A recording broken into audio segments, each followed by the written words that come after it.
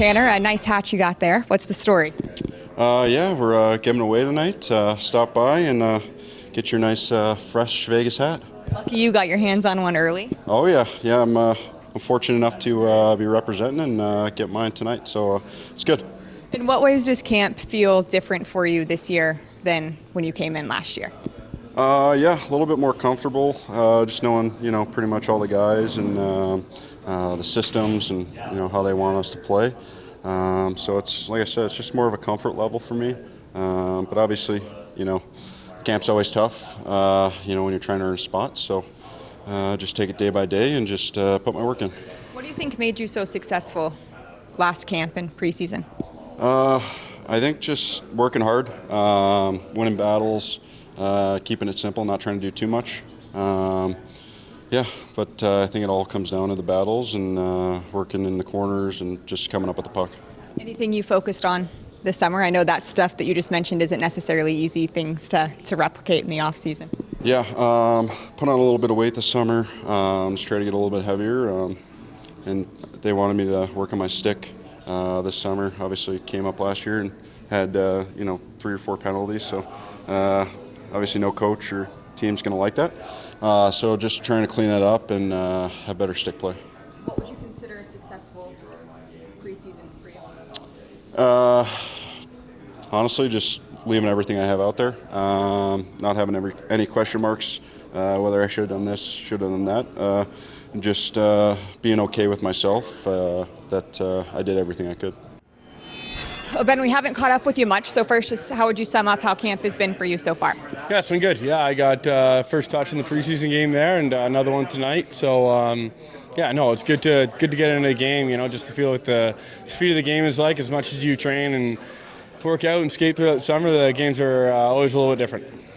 Now that you have a game under your belt, how are your, goals different going into tonight's game than they were going into Sunday's game? Yeah, obviously, each game you want to just build on what you were doing last game. I want to break out clean, jump up in the rush when the opportunity's there, and hopefully we score a few more goals tonight. What would you consider a successful preseason and training camp for yourself personally?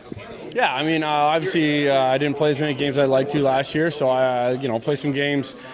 Just show the coaching staff and the team what I'm capable of doing, both in our own zone and in the O zone, and hopefully jump in, help out to score a few goals and keep them out of the net. Anything in particular you focused on this summer? Nothing in particular. Obviously my first 3 steps, getting bigger, stronger, faster. All the kids coming in these days now are always, you feel like every year they're coming in just a little bit faster. So that was kind of one of the things I worked on, and just overall game. You mentioned just the changes in the league over the years. How different do camps feel now than they did when you first came into the league? Yeah, well, it's when I first came in, you're kind of you're a rookie looking up all these guys, and I've been in the league for a little bit now, and you got these kids coming in asking you questions, trying to bounce stuff off of you. So my roles have kind of switched in the league now, and it's kind of cool just looking back on it.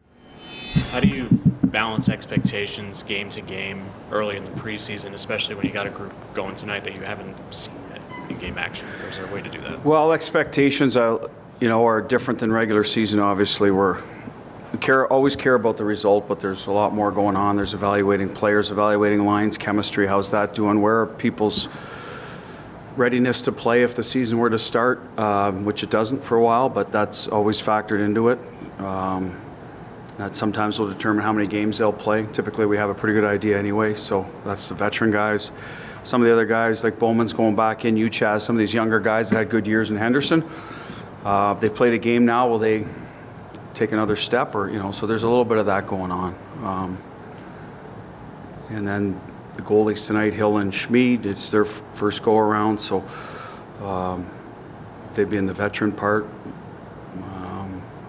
So yeah, that's how we're looking at it. And obviously we'd like to play well, build on the things we've been working on, which is our fundamentals, how we want to play, and then we've tried to add a few wrinkles, and we'll see how those play out as we go along.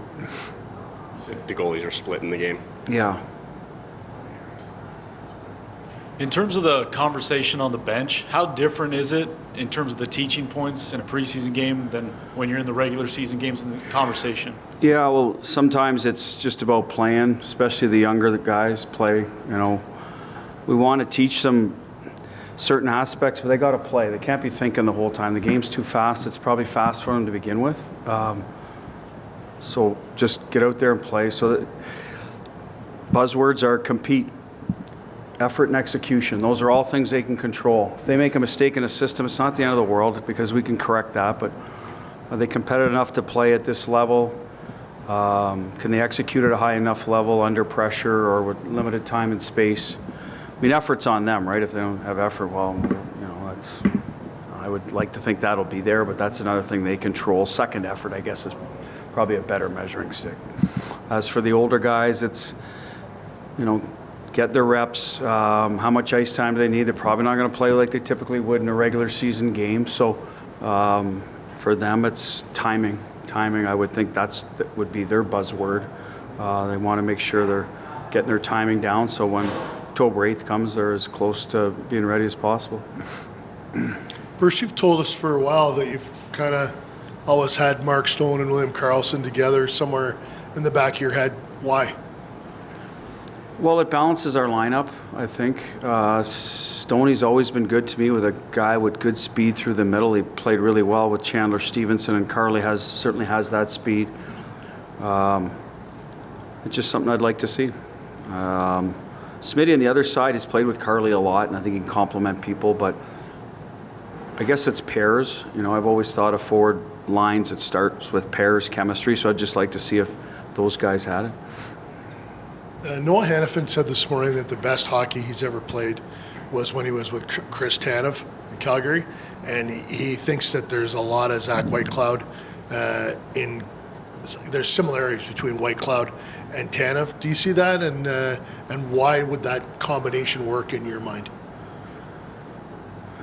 Well, I mean, if that's what Hanny played his best, and that's why it would work, if that's what he needs, that type of partner.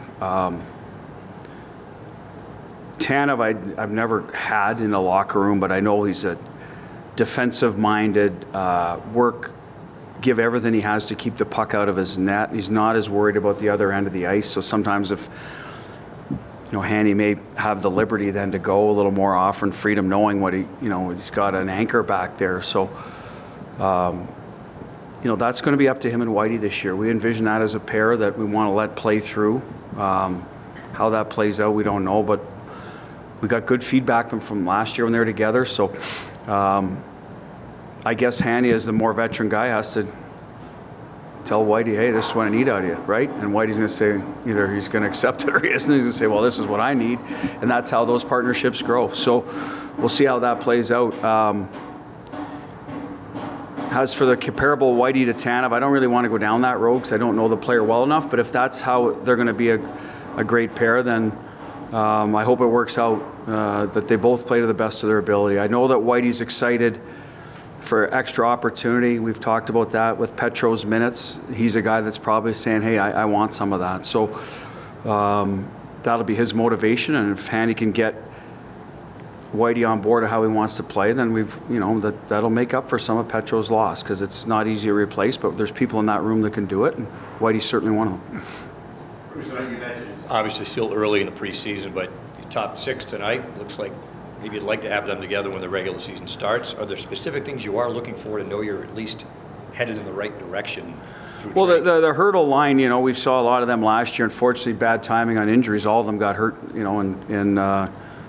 in late March, April, and May. So tough, right? The success they had in the regular season couldn't translate because of that, but they'll get another crack at it, right? They were good together, so I'd like to see them kind of recapture their, chemistry as quickly as they could. The other line, and we talked about Stoney and Carly. I know Carly and Smitty, Smitty was gone for a year and a half. They got back together, and they seemed to pick it up quickly. So we'll assume that would happen at some point fairly quickly, but it's the Stoney mix in there. I've always said with Carly and Smitty that they need a guy to go to the net for them, and Stoney is that guy. Michael Amadio in the past did a good job with that. It took a while. Dorofeev, when he first came into the league, we used him in that role. He went in there. So Stoney will certainly do it. So that's why I like the idea of that line. And going back to Gary's question, to be honest, Carly and Stoney, to me, are two guys that are excellent 200-foot players, can play against anybody. So when you have a line that's a threat to score and they can play against anybody, and I'd put Smitty in that category, that's why you kind of want to see them together at some point because of the balance they give you in your lineup. Your preseason's split in half, 4 games this week, 3 next week. How do you split up what you're working on this week to next? This is all fundamentals this week, and it's evaluation more than next week. And by that I mean who is ready to come up and who's going to push somebody for a job, who would be the next guy in if someone was hurt. I think you never like to say this, but we're well aware of what our 12 looks like, barring something out of the ordinary, and even our back end.